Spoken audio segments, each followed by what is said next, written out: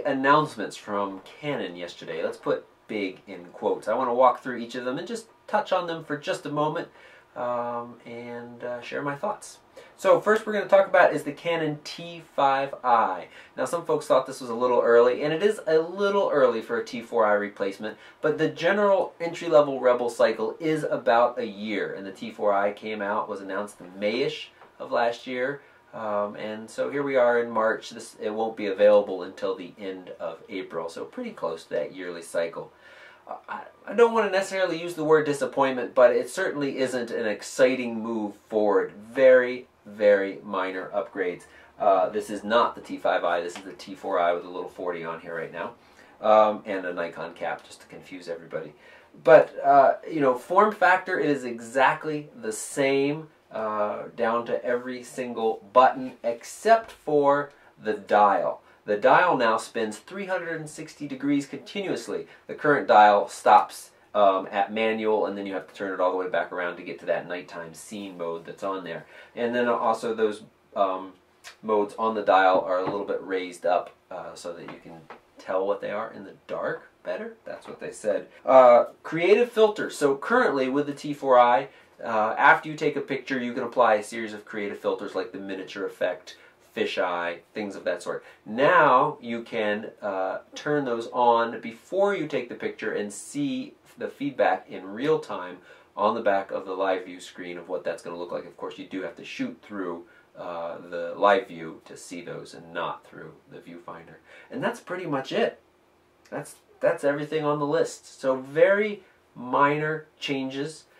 There were some other things that I was hoping for, but we did not see them in this round, and hopefully we'll see them next round. We need to. It is the same sensor in there, so image quality, video quality, at the different ISOs should be absolutely identical. It is using the same processor. That's the Digic 5 chip. There was an announcement of Digic 6, but that's only going to be in the SX280, which was announced yesterday, but I'm not really going to talk about that. It's a nice point and shoot if you are in the market for a nice point and shoot.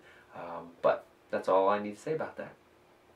Next was the Canon SL1. Groundbreaking, let's put that in quotes as well.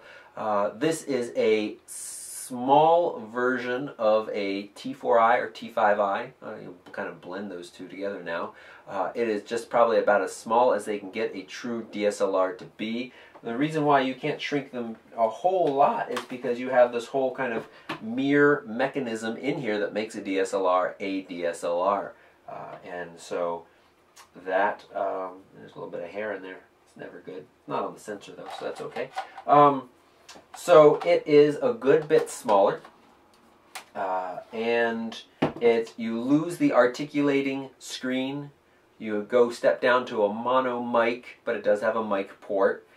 4 frames per second. The T4i, T5i are offering 5 frames per second. And a slightly smaller buffer. They say you're going to get about 7 raw images before you see serious slowdown and the buffer fills up.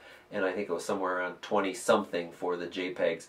When I was shooting raw with the T4i and a good card, you can get 10, 11, 12 raw files before it starts to slow down.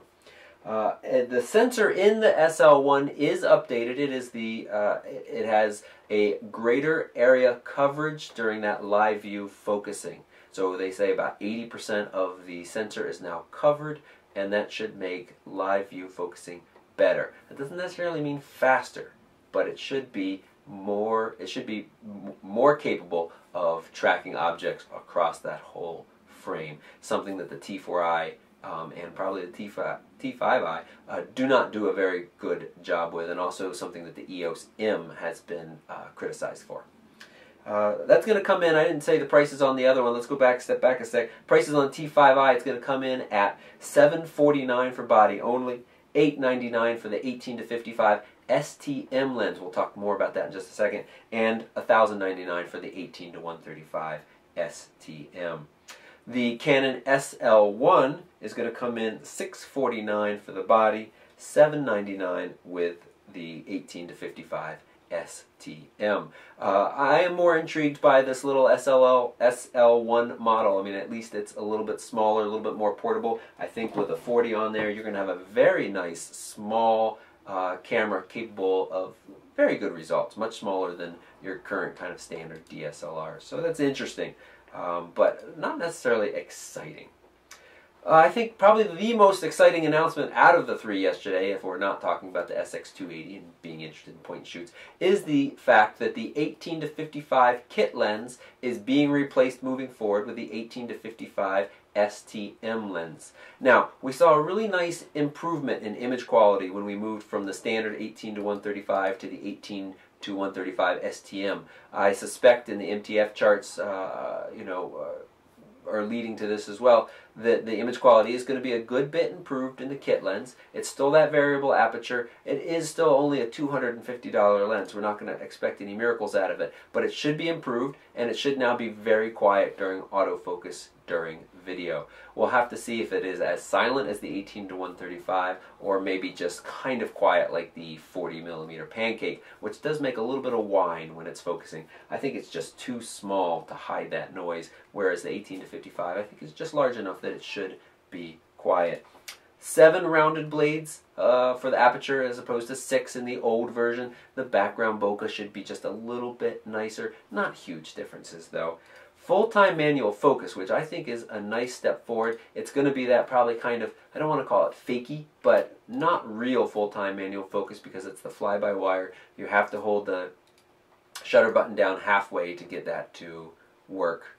But that's a nice feature for that to be in a entry-level lens like that. And of course, as I said, it should be a little bit sharper and a little bit better handling of contrast and even color somewhat as well. Those are all improvements I saw between the old 18 to 135 and the new 18 to 135 STM. So that was a pretty quick look. I touched on T5i, also coming at the end of April, the SL1 coming at the end of April, and the 18 to 55 STM lenses, all being released at the end of April. They're up for pre-order now on Amazon, B&H, links down below if you want to get your pre-order in. I will, of course, as soon as I get my hands on those cameras, I will have side-by-sides and reviews and comparisons. If you have any questions in the meantime, please just drop me a line here or come on over to Facebook. Got 3 sponsors on board now for the giveaway. I'm really excited about that. More are coming, and that will be soon. Thanks so much for watching, and if you haven't already, please subscribe. Thanks.